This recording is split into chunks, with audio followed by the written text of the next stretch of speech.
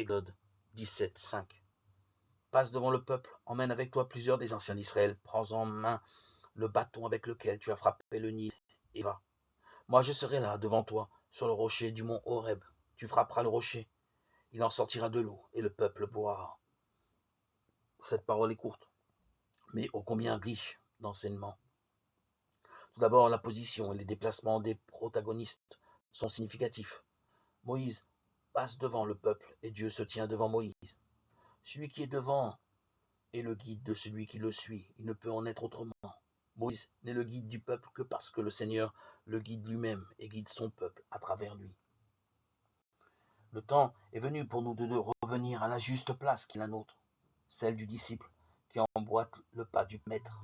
Dans cette suite, nous éprouvons la toute-puissance de la parole de Dieu.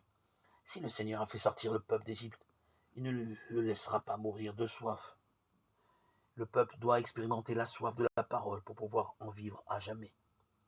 La soif physique éprouvée par Israël n'est que le signe de la soif de la parole.